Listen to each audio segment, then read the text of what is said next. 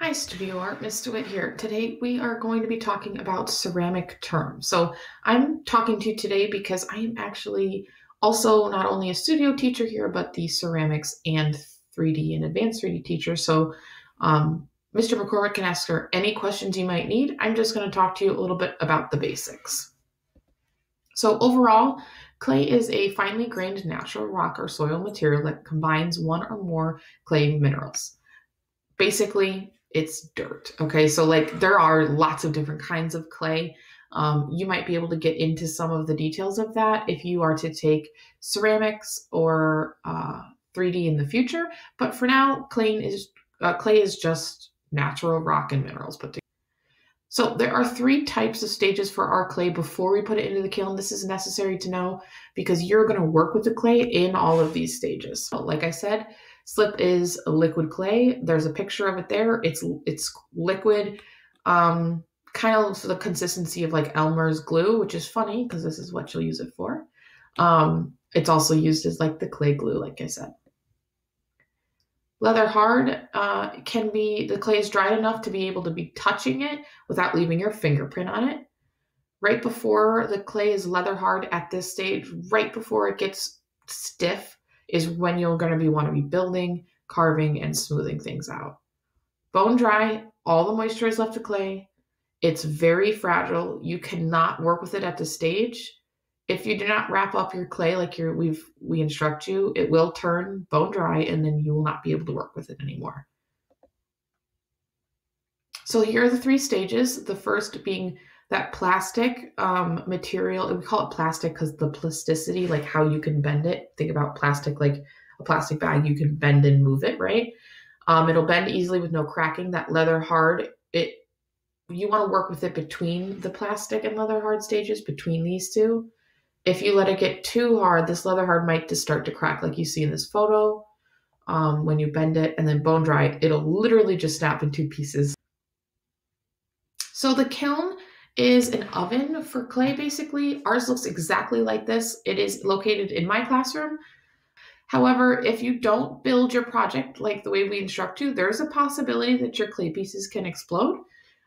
This is because there is air or moisture trapped inside of the clay if you don't do the proper, techniques that we're teaching you. So we're not teaching you only so you have a successful project, but also so that you don't injure or ruin anybody else's projects, because it's really unfortunate when that happens.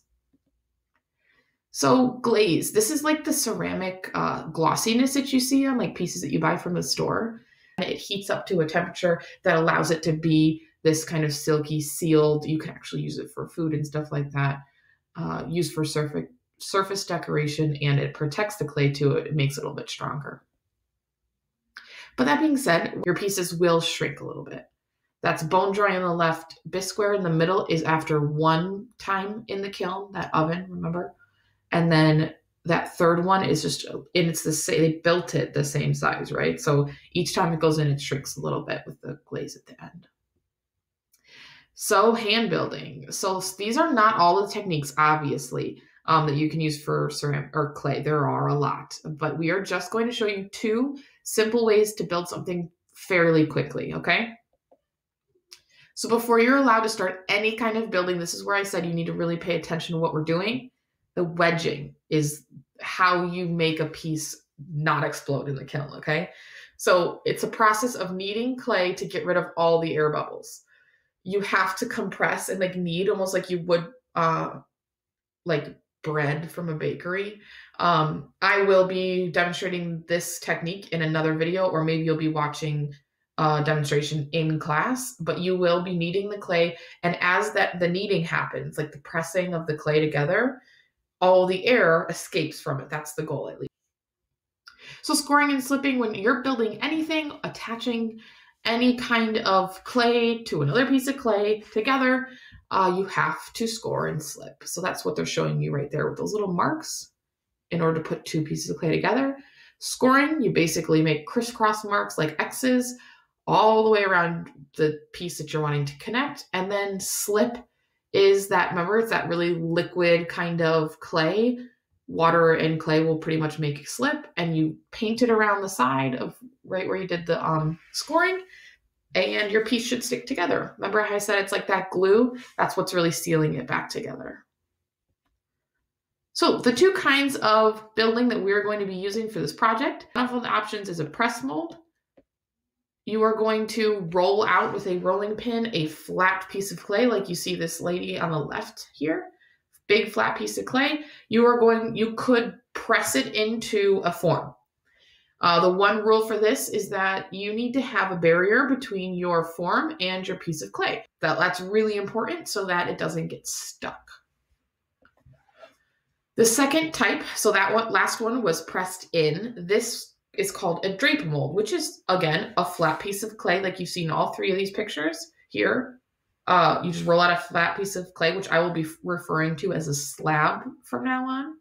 That slab is draped over a form in order to take the form's shape. But just to make sure we don't ruin your piece, because that would be really sad, we're going to put plastic bags on the forms like this, okay?